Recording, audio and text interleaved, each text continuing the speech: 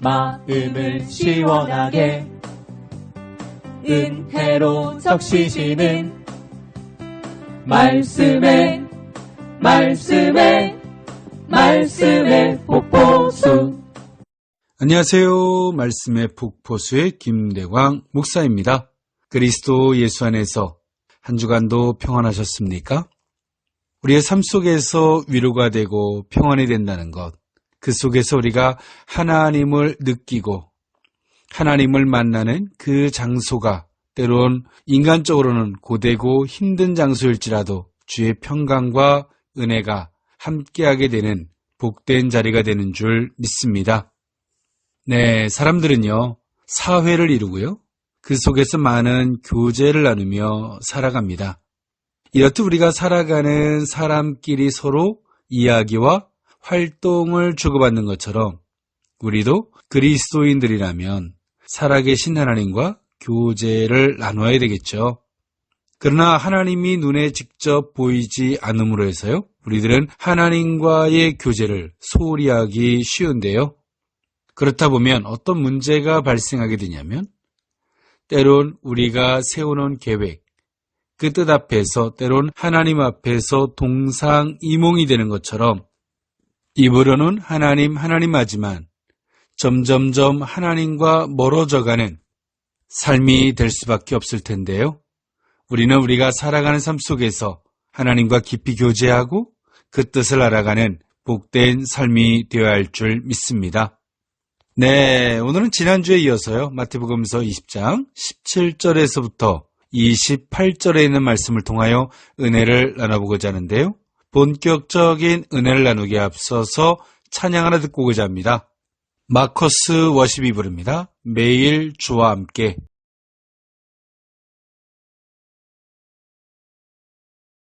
네, 찬양을 듣고 왔습니다. 오늘 은혜 나눌 말씀은요, 마태복음서 20장 17절에서 28절에 있는 말씀인데요. 제가 봉독해 드리고자 합니다.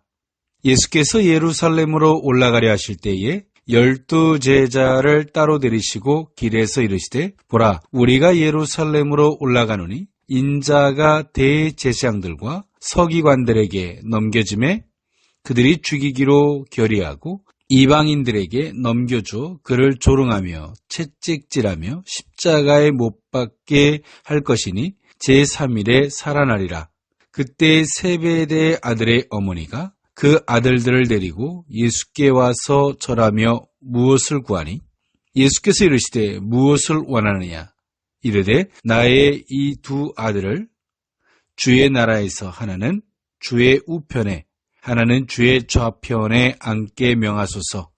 예수께서 대답하여 이르시되 너희는 너희가 구하는 것을 알지 못하는도다.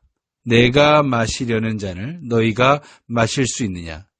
그들이 말하되 할 수 있나이다. 이르시되 너희가 과연 내 잔을 마시려니와 내 좌우편에 앉는 것은 내가 주는 것이 아니라 내 아버지께서 누구를 위하여 예비하셨든지 그들이 얻을 것이니라. 10 제자가 듣고 그 두 형제에 대하여 분이 여기거늘 예수께서 제자들을 불러다가 이르시되 이방인의 집권자들이 그들을 임의로 주관하고 그 고관들이 그들에게 권세를 부리는 줄을 너희가 알거니와 너희 중에는 그렇지 않아야 하나니 너희 중에 누구든지 크고자 하는 자는 너희를 섬기는 자가 되고 너희 중에 누구든지 으뜸이 되고자 하는 자는 너희의 종이 되어야 하리라. 인자가 온 것은 섬김을 받으려 함이 아니라 도리어 섬기려 하고 자기 목숨을 많은 사람의 대성물로 주려 함이니라. 아멘. 네, 오늘 본문은 크게 마태복음서 20장 17절에서 19절은요, 예수님의 세 번째 순환 예고이시고요. 마태복음서 20장 20절에서 28절은요, 참된 지도자의 자세를 말씀하고 있습니다. 먼저 마태복음서 20장 17절에서 19절에 있는 말씀은요, 예수님의 세 번째 순환 예고인데요. 세 번째 순환 예고에 앞서서요, 마태복음서 16장 21절에서 28절의 말씀과요, 마태복음서 17장 22절에서 23절에 이어서 오늘 본문에서 예수님께서는요, 다시 한번 자신의 십자가 고난과 죽음을 예고하고 계시는데요. 이 예고는 앞의 언급들보다 더 구체적인 내용을 지니고 있죠. 또 즉 유대인들에 의해서 자신이 로마인들에게 넘겨져서 죽임을 당하게 된다는 것을 보다 더 구체적으로 말씀하고 계십니다. 네, 오늘 본문을 좀 자세히 보면 다음과 같습니다. 마태복음서 20장 17절에 예수님께서는 예루살렘으로 올라가려 하실 때 12제자를 따로 데리시고 길에서 말씀하셨는데요. 예수님께서는 유월절 전에요. 예루살렘을 향한 수많은 순례 행렬 중에 따로 부르신 목적은요. 자신의 순환 사건과 부활을 이야기해 줌으로써요. 제자들의 심지를 견고해 주기 위함이었습니다. 네, 예수님께서는 제자들에게요. 당신의 순환의 예고를 세 번째 하고 계시는데요. 앞선 순환의 예고보다는 오늘 본문의 세 번째 순환 예고는요. 보다 더 구체적으로 그 순환을 설명하고 계십니다. 18절, 19절에 있는 말씀에 보니까 보라 우리가 예루살렘으로 올라가노니 인자가 제 제사장들과 서기관들에게 넘겨짐에 그들이 죽이기로 결의하고 이방인들에게 넘겨주어 그를 조롱하며 채찍질하며 십자가에 못 박게 할 것이니 제3일에 살아나리라 라고 오늘 본문을 말씀하고 계세요. 오늘 예수님께서는 제자들이 걱정되셨겠죠. 위대한 능력을 나타냈던 예수님의 사역 앞에서 제자들은 당연히 심지가 흔들릴 이유는 없었겠죠. 그런데요, 예수님께서 고초를 당하시고 십자가에 못 박혀 죽는 이 사건을 바라보게 된다면 제자들은 어떤 혼란에 빠지게 될까요? 오늘 예수님은 그것을 염려해서 오늘 당신이 당하실 일들을 보다 더 구체적으로 제자들에게 설명해 주고 계십니다. 예, 이 시대를 살아가는 성도들에게도 이와 같은 모습은 동일하게 있다고 생각을 합니다. 예를 든다면 하나님께서 우리에게 복을 주시고 큰 은혜가 있고 기적이 나타나고 능력이 나타나고 이 모든 일 앞에서 우리는 당연히 감사하고 흔들림이 없겠죠.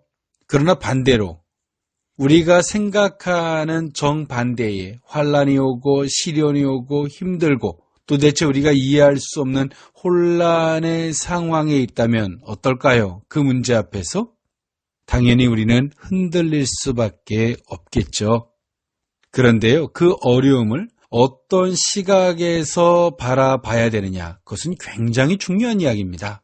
오늘 예수님께서 당신이 십자가에 못 박혀 죽으시고 그 3일 만에 살아나시는 이 사건을 말씀하시면서 제자들이 자신들이 육신적인, 임의적인 해석을 하지 말아야 할 것을 말씀하고 계시는 거죠. 오늘 우리들에게도 마찬가지예요. 우리의 때론 인간적, 인위적 해석이 우리를 시험에 들게 하고 혼란에 빠지게 하고 때론 사단에 의해서 우리의 영혼이 때론 잠식될 수 있다는 것이죠. 그래서 오늘 우리는 기도해야 되는 것입니다. 그리고 우리가 어려운 상황들, 이해할 수 없는 그런 상황들을 하나님의 관점에서 하나님의 시각에서 바라보고자 해야 합니다. 오늘 우리는 우리에게 기쁜 일에만 하나님이 함께 하시는 것이 아니라 우리의 힘들고 어려운 일에도 하나님은 함께 하시는 줄 믿습니다. 그것은 단순한 우리의 인간사를 넘어서 하나님의 뜻과 계획을 포함하시기도 하시죠. 그래서 오늘 우리는 기도해야 되는 것입니다. 하나님의 시각과 그 관점에서 그런 문제, 상황들을 바라볼 수 있게 하기 위해서이겠죠. 그렇게 할 때 오늘 우리의 영혼이 강건해지고요. 우리의 심지가 견고해지는 줄 믿습니다. 그런데 오늘 예수님께서 이렇게 당신이 말씀하셨음에도 불구하고 제자들은 예수님의 예언적 이 말씀에 의해서 당신의 십자가 사역을 바라보지 않아요. 예수님의 십자가 사역을 자신의 임의적, 때론 인간적, 이 세상의 이치와 논리적으로 예수님의 십자가에 못 박혀 죽으심을 바라보죠. 그리고 이 제자들은 당연히 예수님의 십자가에 못 박혀 죽으심 앞에 주님을 떠날 수밖에 없는, 그리고 버려뒀던 그물을 가지고 다시 그물 깃는 일로 돌아갈 수밖에 없게 되는 그 과정을 겪게 되죠. 이 시대를 살아가는 성도들에게도 하나님의 말씀에 의해서 모든 것들을 바라볼 수 있는 그 현명한 지혜가 있어야 할 줄 믿습니다. 네, 이어서 두 번째 본문이에요. 마태복음서 20장 20절에서 28절에 있는 말씀이죠. 참된 지도자의 자세를 말씀하고 있는데요. 네, 오늘 본문은요, 거듭되는 예수님의 순한 예고에도 불구하고요, 여전히 제자들은 메시아 왕국에서요, 차지하게 될 자신들의 지위에 대해서 암투를 벌이고 있습니다. 특히 자기 어머니까지 동원한 야고보와 요한의 야심은요, 때론 놀라움을 금치 못할 정도인데요. 네, 본문을 자세히 들여다보면 다음과 같습니다. 네, 20절에 그때라고 시작하고 있는데요. 예수님께서 제자들을 따로 세우시고 순환에 대한 예고를 하실 그때에 있었던 일입니다. 세베대 아들의 어머니가 그 아들들을 데리고 예수께 와서 절하며 무엇을 구하니? 21절 예수께서 이르시되 무엇을 원하느냐? 이르되 나의 두 아들을 주의 나라에서 하나는 주의 우편에 하나는 주의 좌편에 앉게 명하소서라고 야고보와 요한의 어머니가 예수님께 청을 하게 됩니다.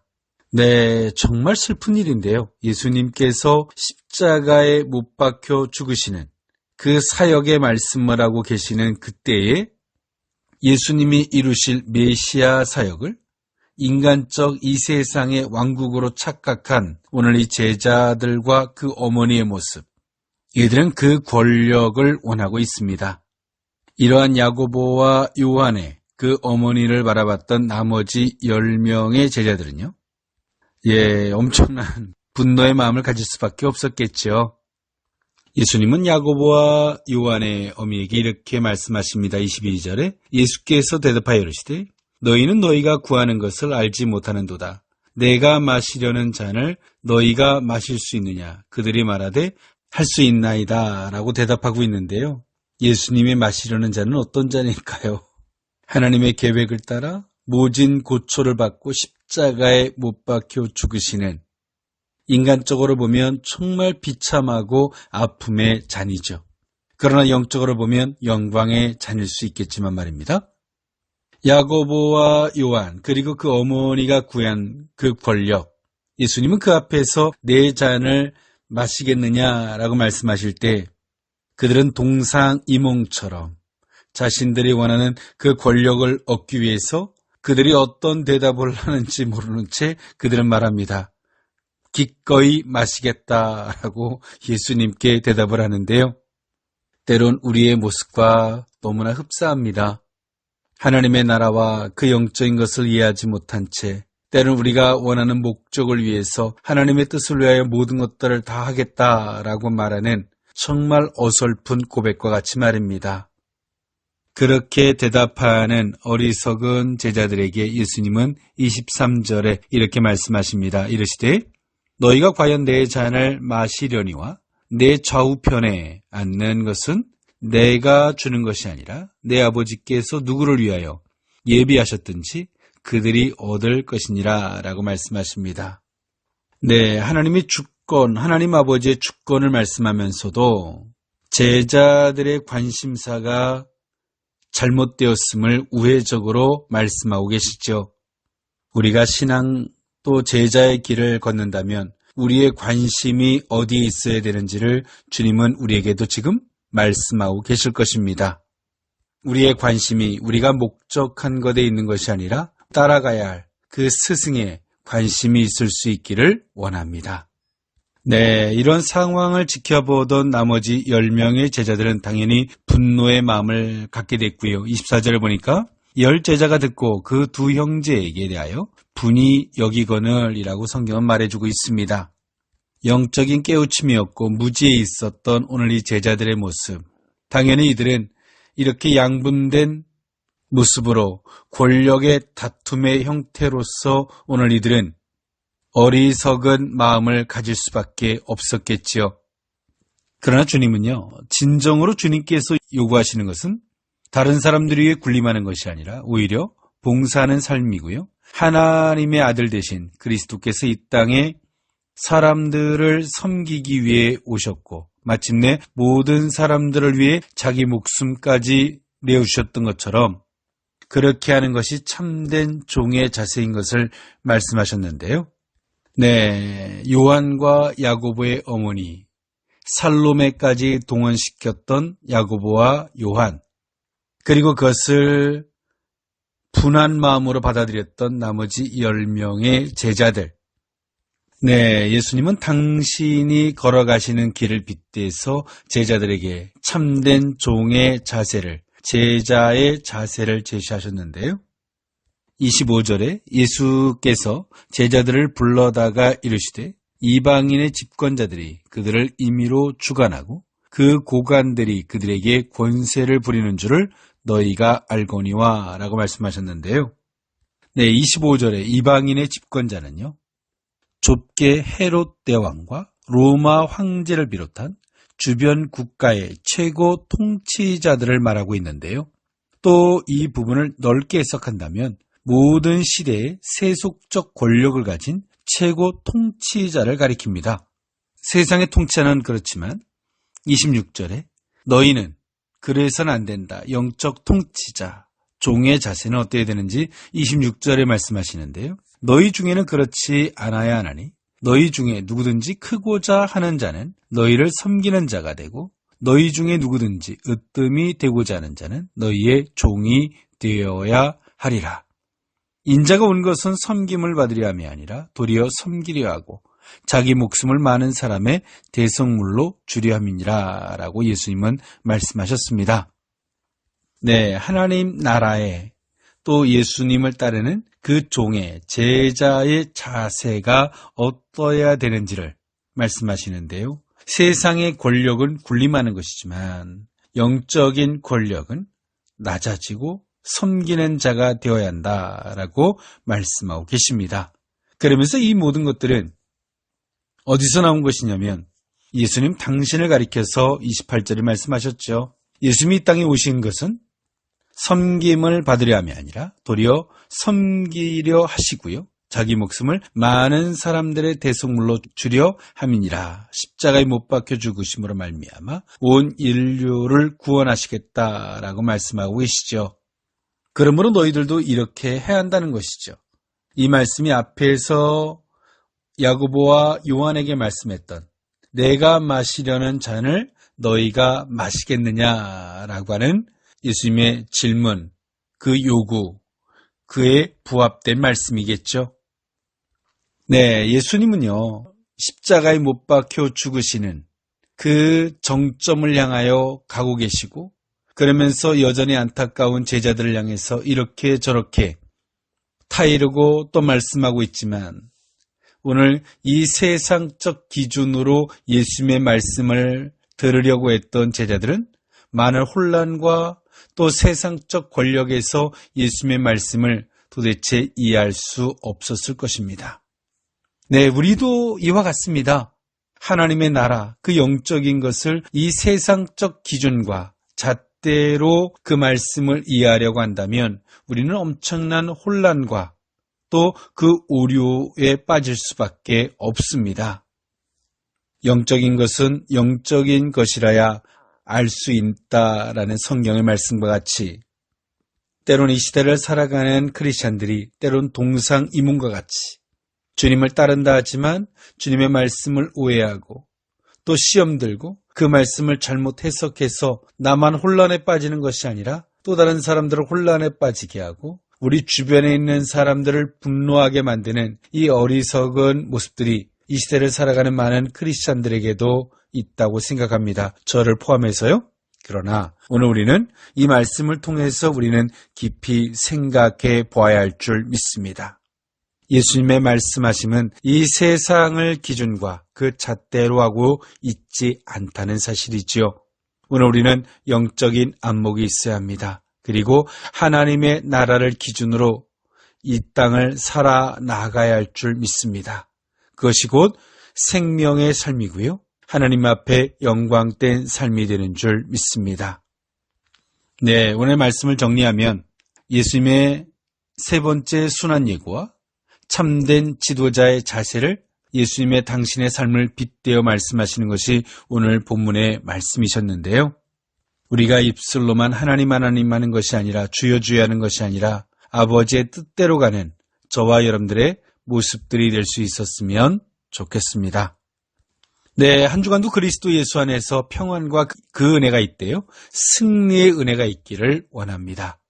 저는 찬양 하나 들으면서 물러갑니다. 어노인팅이 부릅니다. 돌아서